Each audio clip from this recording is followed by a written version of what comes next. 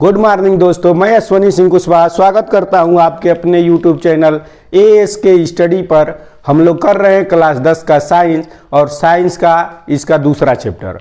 अम्ल और क्षारकों के प्रकार पढ़ लिए थे और उनके गुण पढ़ लिए थे। आज जो हम लोग करने वाले हैं वो है अम्लों के रासायनिक गुण। क्या करेंगे? अम्लों के रासायनिक गुण। ठीक है, तो देखते हैं अम्लों के रासायनिक गुण क्या क्या है, किसके साथ क्या क्या व्यक्त करते हैं। तो सबसे पहले हेडिंग देते हैं अम्लों के रासायनिक गुण। 2, 3, 4 गुण इसके पढ़ने हैं। आप लोगों की किताब में जो दिया गया है उन सभी गुणों को आज हम लोग पढ़ेंगे। तो हेडिंग है अम्लों के रासायनिक गुण। देखिए,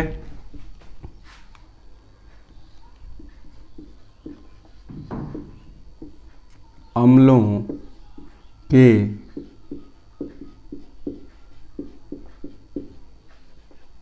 रासायनिक गुण। ठीक है, तो अम्लों के रासायनिक गुण 4-5 तरह के हैं। तो पहला हम लोग देखते हैं धातुओं के साथ अभिक्रिया। पहला जो इसका हेडिंग है वो है धातुओं के साथ अभिक्रिया। ठीक है, पहला पॉइंट।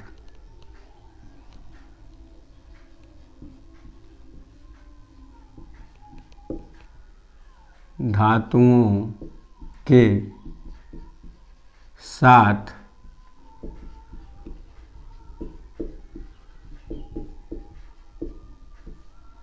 अभिक्रिया।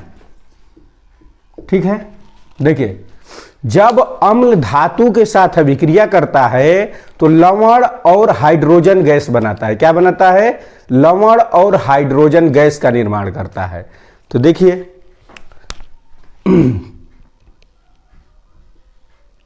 जब धातु की क्रिया अम्ल से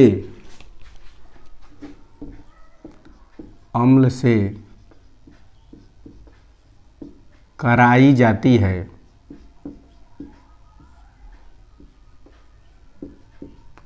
जाती है तो लवण और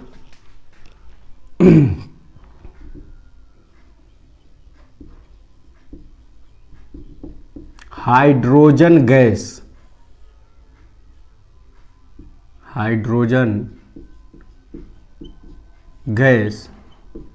का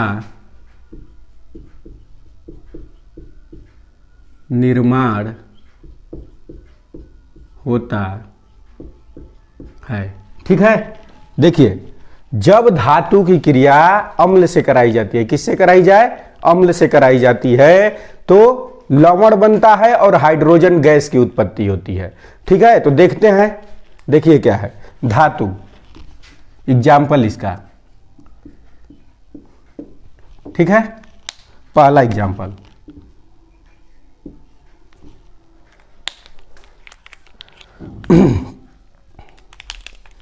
देखिए, Fe है आयरन। क्या है ये? आयरन। जब इसकी क्रिया कराई जाती है HCl से, 2HCl हाइड्रोक्लोरिक अम्ल,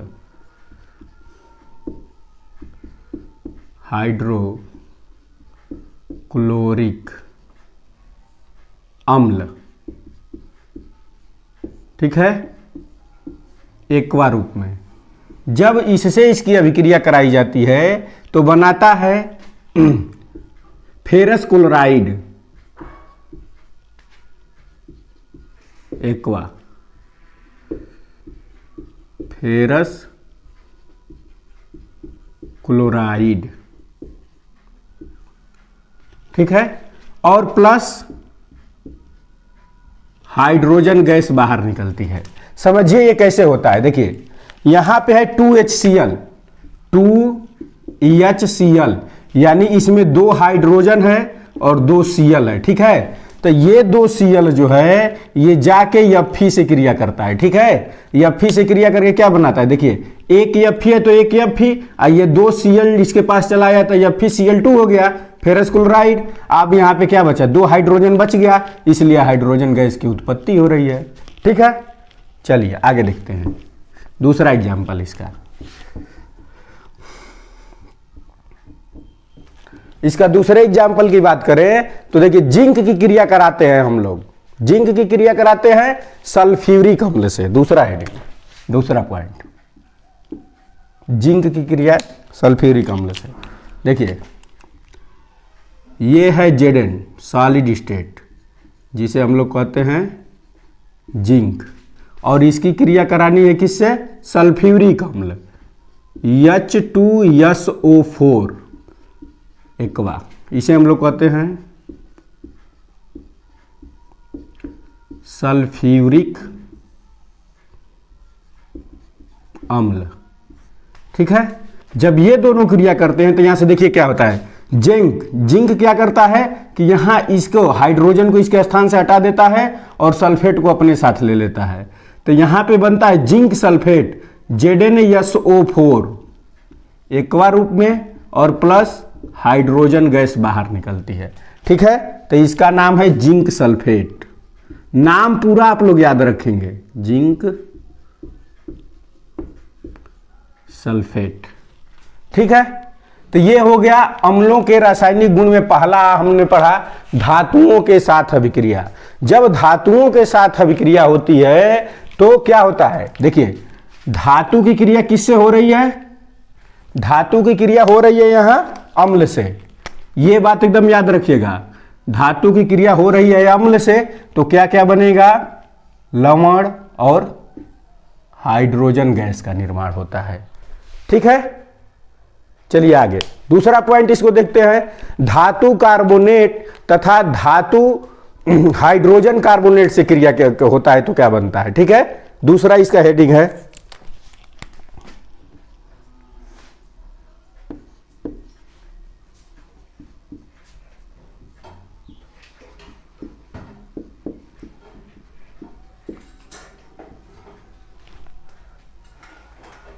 धातु कार्बोनेट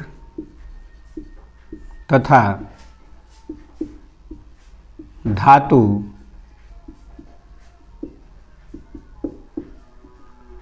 हाइड्रोजन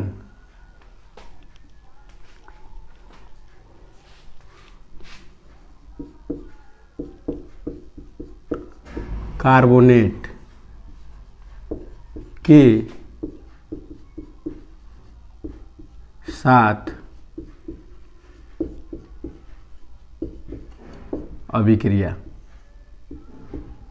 ठीक है, क्या है, धातु कार्बोनेट तथा धातु हाइड्रोजन कार्बोनेट के साथ अभिक्रिया।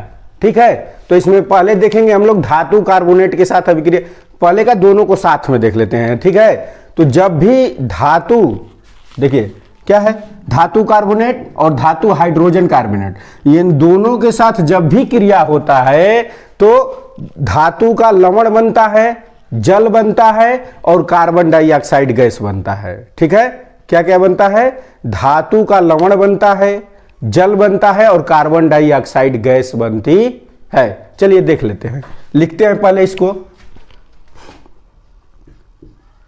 जब धातु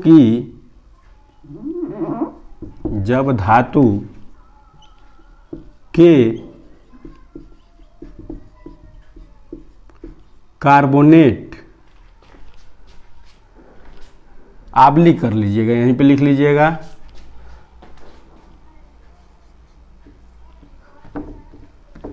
तथा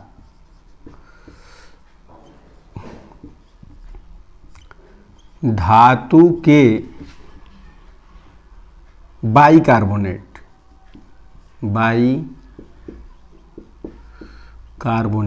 दोनों नाम एक ही है। धातु के हाइड्रोजन कार्बोनेट हो जाएगा चाहे धातु के बाइकार्बोनेट।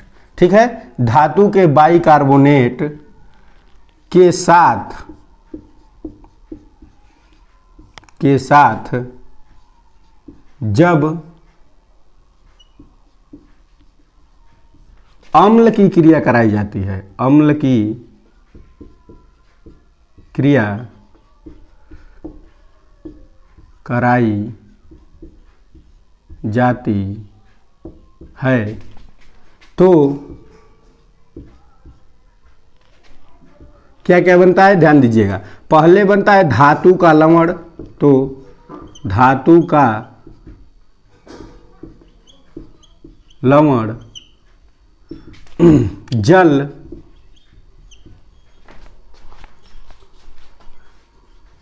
तथा कार्बन डाइऑक्साइड, कार्बन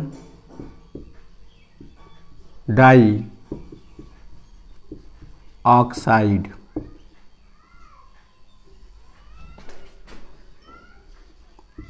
का निर्माण होता है। इसका पहला हम लोग एग्जाम्पल, ठीक है, एग्जाम्पल देखते हैं। एग्जाम्पल, ठीक है, देखिए एग्जाम्पल है Na2CO3, इसे हम लोग कहते हैं सोडियम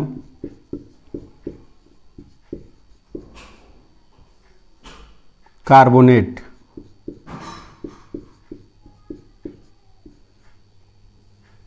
सोडियम कार्बोनेट प्लस इसकी क्रिया हम लोग कराते हैं अम्ल से, देखिए 2HCl से क्रिया कराते हैं, ठीक है। ये एक्वा स्टेट में और ये भी एक्वा स्टेट में। जब इन दोनों की क्रिया कराई जाती है तो देखिए क्या बनेगा, Na2 है, ये Cl के साथ क्रिया कर लेता है, Na2, तो लवण बनेगा, यहां पे बनेगा 2NaCl, ठीक है। क्या बना, 2NaCl, एक्वा रूप, ठीक है।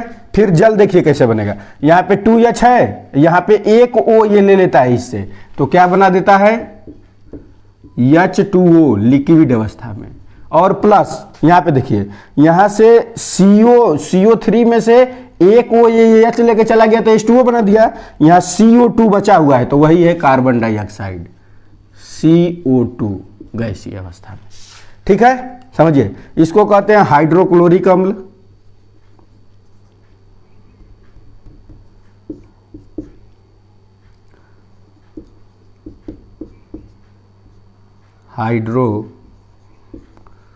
हाइड्रोक्लोरिक अम्ल, इसको कहते हैं सोडियम क्लोराइड, सोडियम क्लोराइड, ठीक है। इसको कहते हैं जल, और ये हो जाएगा carbon dioxide, carbon dioxide, ठीक है। चलिए, इसका फर्स्ट एग्जाम्पल ये हो गया। दूसरा एग्जाम्पल देखते हैं, जब सोडियम बाई कार्बोनेट के साथ इसकी सोडियम बाई कार्बोनेट है, इसकी क्रिया HCl से कराए, तो सोडियम बाई कार्बोनेट की HCl से कराने पर यहाँ पे देखिए Na ये Cl को लेके जाता है तो NaCl बना लेता है, यहाँ पे बचा HCO3, तो इसमें का एक H और एक H, ये 2H, और इसमें से एक ऑक्सीजन को ले लेता है H2O, यहाँ पे क्या बचा C और O2 बचा, एक O निकल चुका है तो क्या बचा CO2 गैसीय अवस्था में। सबका नाम लिख देते हैं, इसका ऊपर लिखा हुआ है, आप लोग ऊपर से देख लीजिएगा, सोडियम क्लोराइड है, ये जल है और कार्बन डाइऑक्साइड गैस है, ठीक है।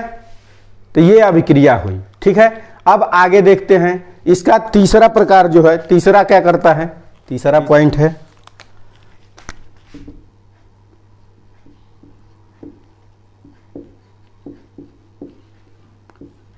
क्षारक से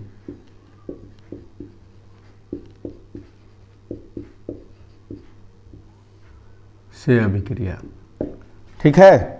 तो देखिए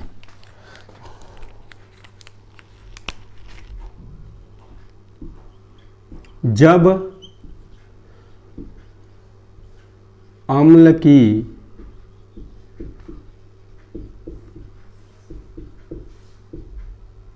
अभिक्रिया क्षारक से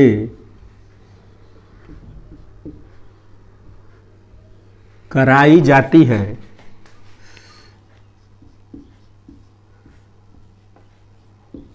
जाती है तो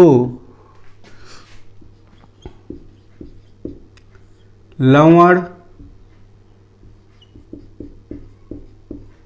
और जल का निर्माण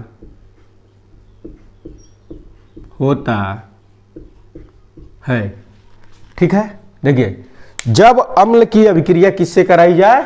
क्षार से, क्षारक से। जब अम्ल की अभिक्रिया क्षारक से हम लोग कराते हैं तो क्या क्या बनेगा? लवण बनेगा और जल बनेगा। ठीक है, इसके एग्जाम्पल को देखते हैं। पहला एग्जाम्पल इसका क्या है? देखिए जब हम लोग क्रिया कराते हैं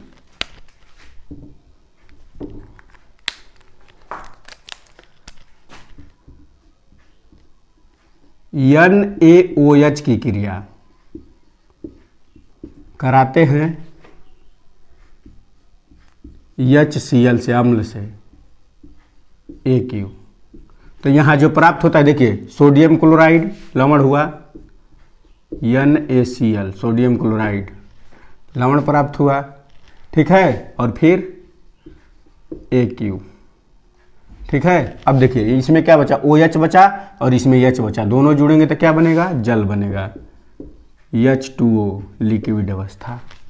ठीक है, क्लियर है इतनी बातें? क्या क्या लिखे हैं कि जब अम्ल की क्रिया क्षारक से कराई जाती है तो लवण और जल का निर्माण, तो अम्ल हो गया, ये हो गया देखो क्षारक, क्या है? क्षारक। ये हो गया अम्ल, ये बना लवण और ये बना जल। ठीक है, इतनी बातें क्लियर? आगे देखते हैं। अब इसका अगला जो है धातु ऑक्साइड के साथ अभिक्रिया। क्या है? धातु ऑक्साइड के साथ अभिक्रिया। चौथा धातु ऑक्साइड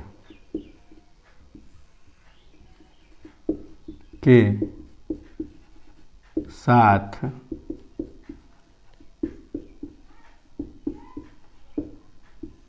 अभिक्रिया। ठीक है, धातु ऑक्साइड के साथ अभिक्रिया। जब अम्ल की अभिक्रिया धातु ऑक्साइड के साथ भी कराई जाती है तो सेम लवण और जल का निर्माण होता है। देखिए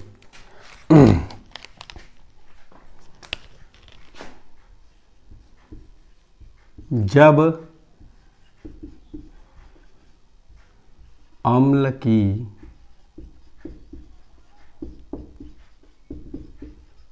अभिक्रिया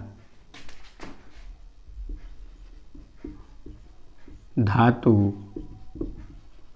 ऑक्साइड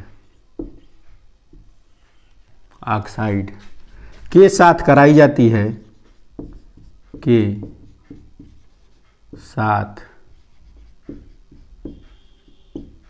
कराई जाती है तो लवण और जल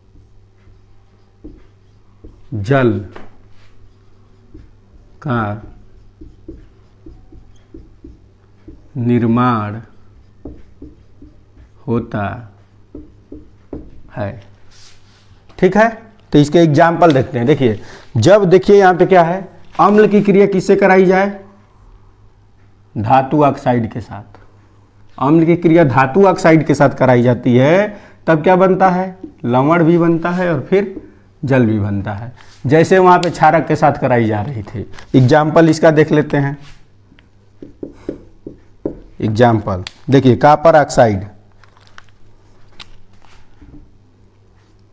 CuO, कॉपर ऑक्साइड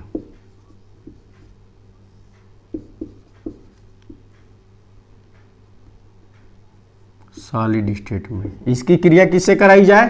HCl से करा देते हैं, 2HCl हाइड्रोक्लोरिक अम्ल से। ठीक है। तो जब इससे कराते हैं तो इसमें का देखो ये C इस दोनों Cl को ले लेता है तो क्या बनाता है CuCl2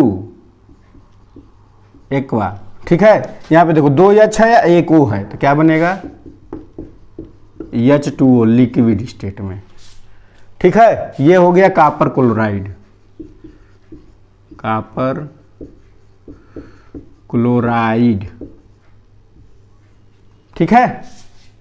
चलिए ये हो गया। अब इसका देखते हैं अब हम लोग जो पढ़ने वाले हैं वो है अम्लों के उपयोग, अम्लों के उपयोग, ठीक है।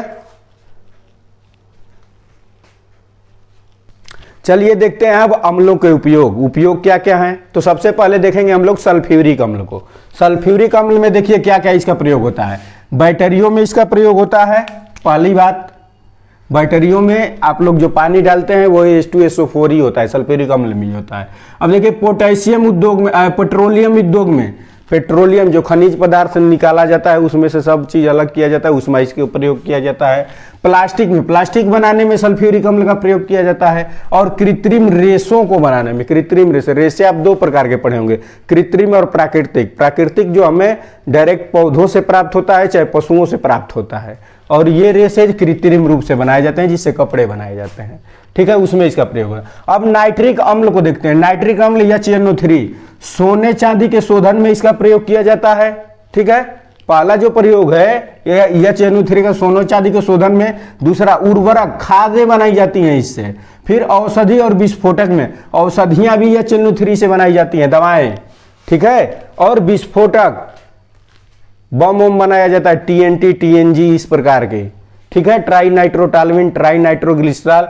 आगे देखते हैं हाइड्रोक्लोरिक अम्ल HCl जो है इसका प्रयोग किया जाता है वस्त्र उद्योग में, वस्त्र को रंगने के लिए प्रयोग किया जाता है। और लोहे की सफाई में, पेंट करने से पहले जो लोहे की सफाई की जाती है वो HCl से की जाती है कि ऊपर सभी चीजें उससे निकल जाएंगी जिससे आसानी से पेंट होगा और पेंट कई दिनों तक टिकेगा, ठीक है। इतनी बातें क्लियर। अगली वीडियो में जो हम लोग पढ़ने वाले हैं वो है क्षारकों के गुण, ठीक है। तो क्षारकों के रासायनिक गुण पढ़ेंगे अगले वीडियो में। तो ये वीडियो यहीं तक है, मिलते हैं नेक्स्ट वीडियो में। धन्यवाद।